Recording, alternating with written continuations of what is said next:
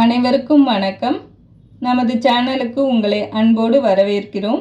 மங்களகரமான ஸ்ரீ வரலட்சுமி விரத பூஜை நாளில் லக்ஷ்மி தேவியின் பூரண அருளையும் ஆசியையும் பெறுவதற்கு நாம் செய்ய வேண்டிய மிக முக்கியமான சில விஷயங்களை பற்றித்தான் இன்றைக்கு நாம் பார்க்க போகிறோம். குறிப்பாக 5லிருந்து 3 இடைப்புள்ளி வச்சு ஈஸியாக போடக்கூடிய லக்ஷ்மி பாதம் மற்றும் சங்கு கோலம், அப்புறம் பூஜையில் வைக்கிற மஞ்சள் சரடு அல்லது நோன்பு கயிற்றின் மகத்துவம் என்ன அப்படிங்கிறத இந்த வீடியோவில் தெளிவாக பார்க்கலாம். வீடியோவை முழுசாக பாருங்கள். வரலட்சுமி பூஜையில் லக்ஷ்மி தேவியின் வருகையை குறிக்கிற வகையில் கோலங்கள் போடுவது ரொம்பவே விசேஷம். இப்போ நீங்கள் திரையில் பார்க்குற மாதிரி 5 புள்ளியில் ஆரம்பித்து 3 புள்ளி வரையிலான இடைப்புள்ளிகளை பயன்படுத்தி ரொம்ப அழகாக லக்ஷ்மி பாதமும் சங்கு கோலமும் போடலாம்.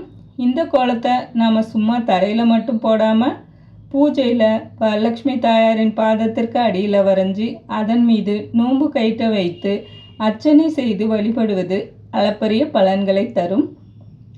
தாயாரின் திருப்பாதங்கள் நம் இல்லத்தில் நிலைத்திருக்க இந்த வழிபாடு ஒரு சிறந்த வழியாகும்.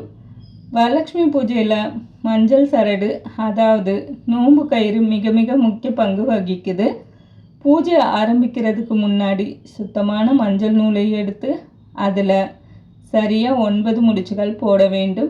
இந்த 9 முடிச்சுகளும் 9 வகை லக்ஷ்மிகளையும் அதே போல நவ கிரகங்களால் நமக்கு கிடைக்கக்கூடிய நன்மைகளையும் குறிப்பதாக சொல்லப்படுகிறது.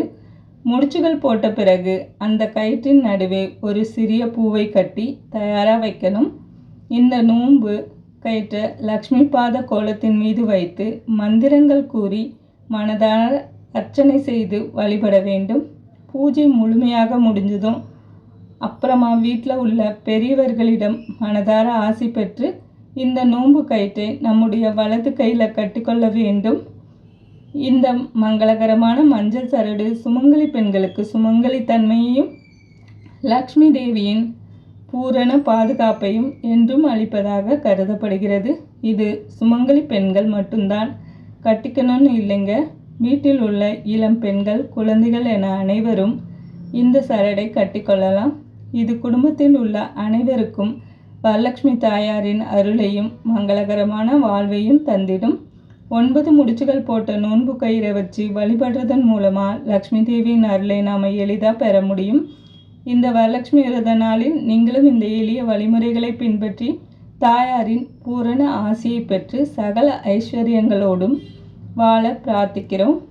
இந்த வீடியோ உங்களுக்கு பிடிச்சிருந்தா மறக்காமல் லைக் பண்ணுங்கள். உங்கள் நண்பர்களுக்கும் உறவினர்களுக்கும் ஷேர் பண்ணுங்கள். இது போன்ற பல ஆன்மீக மற்றும் பயனுள்ள தகவல்களுக்கு நம்ம எஸ்வி ஹோம் சேனலை சப்ஸ்கிரைப் பண்ணி பக்கத்தில் இருக்கிற பெல் ஐக்கானையும் கிளிக் பண்ணிக்கோங்க. நன்றி.